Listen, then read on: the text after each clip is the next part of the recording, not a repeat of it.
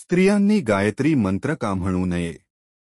शास्त्र जे करू नका म्हणते तेच नेमके कराव्यास धावणे हा सामान्य स्वभाव असतो आणि त्यामुळेच नाश होत असतो हे आपणास समजत नाही, असे परमपूज्य सद्गुरू श्री मामासाहेब देशपांडे महाराज त्यांच्या अभंग अमृत ग्रंथात पान क्रमांक 178 वर सांगतात आणि हे समजावण्यासाठी खालील कथा सांगतात. स्त्रिया आणि गायत्री मंत्र सहज विषयांवरून विषय निघाला म्हणून मला माझ्या आईची गोष्ट आठवली. माझ्या मातुःश्री परमपूज्य सद्गुरू मातू श्री पार्वती देवी देशपांडे या परमार्थातील एक थोर अधिकारी होत्या. त्यांच्याकडे अनेक स्त्रिया मार्गदर्शनासाठी येत असत. एकदा अशाच 5-6 जणी त्यांच्याकडे आल्या होत्या. चर्चा सुरू झाली. एका बाईने आमच्या मातुःश्रींना विचारले की बायकांनी गायत्री मंत्र का म्हणू नये. त्यावर आमच्या मातुःश्री चटकन सावरून बसल्या. 1-2 मिनिटे स्तब्धतेत गेली. मग त्या सांगू लागल्या, हा प्रश्न योग्य आहे.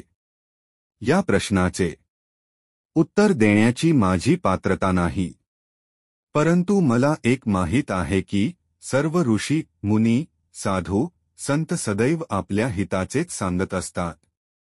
त्यावर माझा नितांत विश्वास आहे. माझे तीर्थरूप पू श्री नारायणराव सोनटक्के हे मोठे अभ्यासक होते. अक्कलकोटचे श्री स्वामी समर्थ महाराज यांचे ते निहसीन भक्त होते.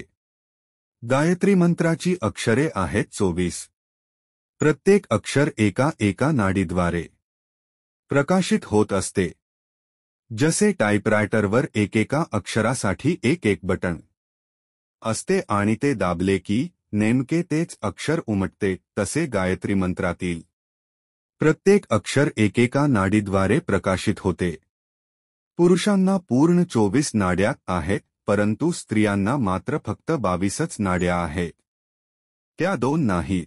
त्यामुळे स्त्रियांना दाढीमिशा येत नाहीत व प्रोस्टेट ग्रंथी वाढत नाही.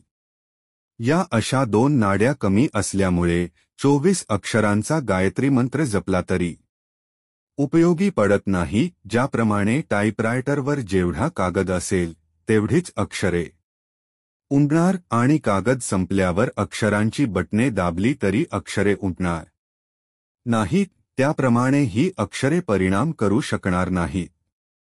इतकेच नव्हे तर गायत्री मंत्र हा पुरुष बीज वाढविणारा मंत्र असल्यामुळे तो जपल्याने बीज वाढू शकते. शास्त्र असे आहे की स्त्रियांमध्ये बीज वाढू नये, शोणीत वाढावे. स्त्रियांनी गायत्री जप केला तर शोणीत जळून जाईल. त्यामुळे या जन्मी केलेला जप पुढल्या जन्मी धड स्त्री नाही धड पुरुष नाही असा तृतीयपंथी बनवतो. अशांना दाढीमिशा येतात, परंतु त्याचबरोबर लुगडे नेसण्याची हौस निर्माण होते. स्त्रियांप्रमाणे हातवारे करावे असे वाटू लागते.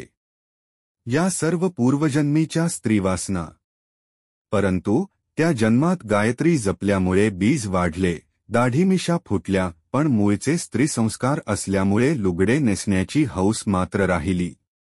असे होऊ नये, शोणीत जळू नये, अर्धवट बीज वाढू नये, यास्तव बायकांनी गायत्री जपू नये.